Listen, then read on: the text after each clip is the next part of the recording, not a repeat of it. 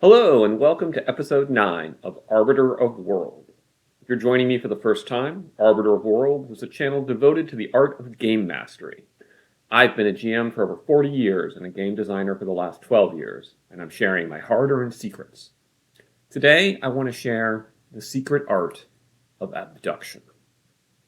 Abduction is the art of kidnapping your players and holding them hostage until they play the game how you want them to. I kid. I totally kid. Abduction is one of the 3 types of logical reasoning alongside deduction and induction. And abduction is defined as the process of arriving at an explanatory hypothesis of a surprising circumstance. And the foremost philosopher of abduction, Charles Sanders Peirce, summarized abduction as follows. The surprising fact C is observed, but if A were true, C would be a matter of course, hence, there is reason to suspect that A is true. For instance, assume the surprising circumstance that your car won't start this morning. If it were true that your car battery were dead, then the fact that your car won't start would be a matter of course. So there's reason to suspect, abduce, that your car battery is dead. So at its core, abduction is a type of guesswork, but it's a logical guesswork that forms the basis of all of natural science, medical diagnosis, and honestly much of human thought. When Newton developed the laws of gravity based on observing the motion of fallen bodies, he was using abductive reasoning. When a physician is presented with a set of symptoms and diagnoses an illness to explain the symptom, he is using abductive reasoning. Abduction is also the method used by conspiracy theorists worldwide when they observe surprising facts about our world and piece together sinister explanations for them. America has its share of conspiracy theorists, but it's in Italy that conspiracy theory has been refined to its finest art form. The Italians have coined the word dietrologia for the art of finding hidden motives to explain seemingly everyday events. As explained in the Guardian newspaper, rampant suspicion is the reason Italians love the dinner party game of dietrologia, in which participants try to out-trump each other with paranoid ideas. We have much we could learn from the dietrologists, for abduction is the secret art of the greatest game masters. Abduction is what transforms random tables and wandering monsters into a living, breathing game world. Abduction is what transforms a hodgepodge of materials into a coherent campaign. Abduction is the art of finding explanations that make your campaign better. Let me give an example. Near the end of my multi-year Arn Empire campaign, my party began exploring another world in their crystal sphere, and it was filled with strange alien beings. And to fill up the new world, I began liberally adapting unused encounters and dungeons from other products and places that I had lying around. And one such encounter from just a hastily chosen free adventure I downloaded involved an Etten in a jail cell. And Ettins were common enough in the Arn Empire where the adventurers came from. It didn't even occur to me there was an issue until I realized this was a creature that was not native to the alien world where I had put it. Now, outside of the context of the game, the reason an Etten is in a jail cell is simply that I accidentally put him somewhere he shouldn't have been because I adapted a module. The encounter he was part of had been created for a different dungeon, in a different campaign, and his presence wouldn't have been surprising there. But on the alien world, his presence was odd, and it demanded justification or removal. Now, I could have simply changed the Etten into another creature more appropriate to the new world, but instead, I abduced why an Etten might be present. So, surprising fact, an Etten on an alien world. My abduction. If there were a mysterious gate through space-time that swept up creatures from the Arn Empire and deposited them on the alien world, the presence of the Etten would be a matter of course. My conclusion, there is reason to suspect that a mysterious gate through space-time exists on the alien world. So by simply importing a legacy encounter from an old dungeon I had lying around, I had suddenly concluded that a mysterious portal existed somewhere that was bringing creatures from the old world to the new. If I had simply changed the Etten into an alien, this portal would not have existed, and the game world would have been a less interesting place. Now, I didn't start with the idea of the portal. I started with the arbitrary appearance of the Etten. Abduction is not cause-effect reasoning. It's the opposite. It's finding an explanation for something that didn't have one. and again, an explanation that makes the campaign better. So how do you make abduction work for you? The art of abduction depends on having a set of surprising facts, so that is circumstances that you need to explain. Unfortunately, surprising facts are never in short supply. The easiest and most accessible method of brainstorming available to any GM is random generation of facts. I fill all of my Acts and Ascendant books with random tables. Some game designers, like Kevin Crawford, are famous for their amazing random tables. If you've exhausted your game books, you can find hundreds of game accessories online that randomly generate content for you.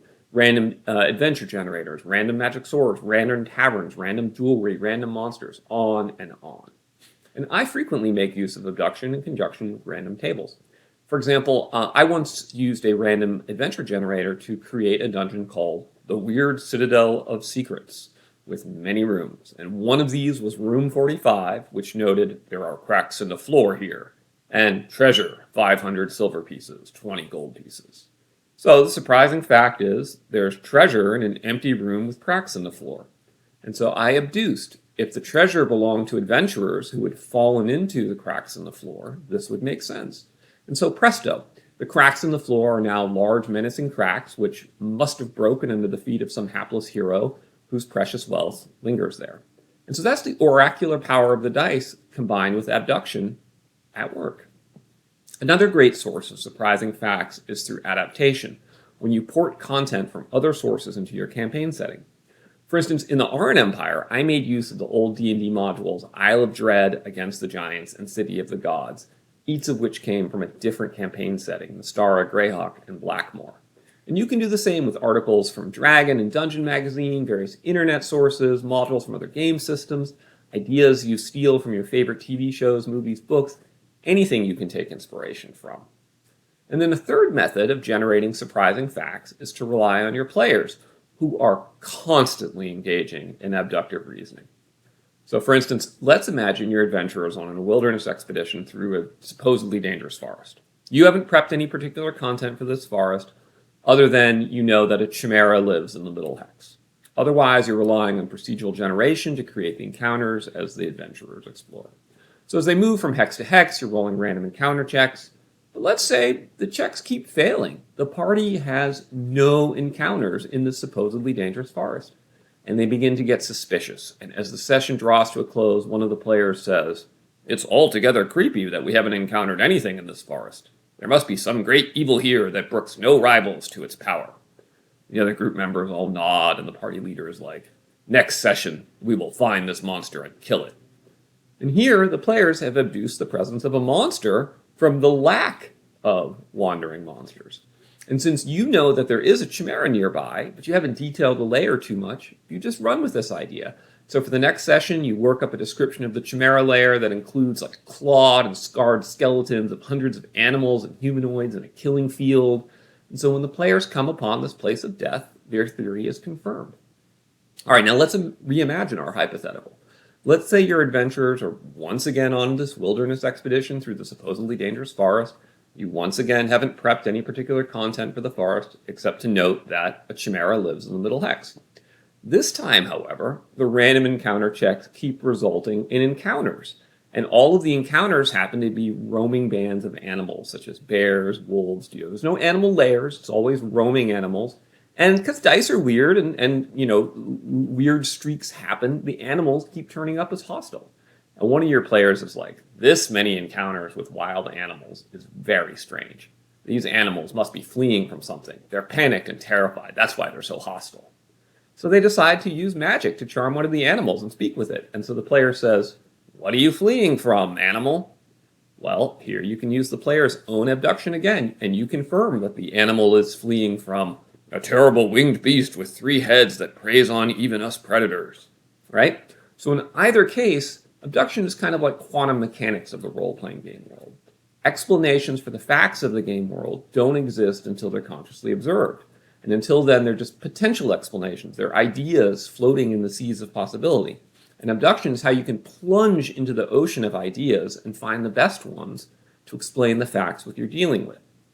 In fact, abductive reasoning is so powerful, it's so useful, that a skilled GM who is caught unprepared by an unexpected player choice can use Abduction to run entire adventures on the fly. These masters just need a bunch of interesting and completely unconnected events, a bit of imagination, and it all comes together. So for all of these reasons, I encourage you, master the secret art of Abduction. But I want to close with a word of caution. Don't let Abduction become your primary method of running your game. Used too often, it can create a solipsistic world where things are only true if and when the players think they're true. And if it's used maliciously, it can create a railroad where no matter what the players decide, you abduce some explanation for why what you want to have happen happens. And both of those outcomes are ultimately detrimental to the game because they remove real choice from the players. For a judge committed to the agency theory of fun, which I am and I hope you are, the right way to use Abduction is to use it to explain some surprising thing that the sourcebook or the dice say has happened when the explanation hasn't already been settled.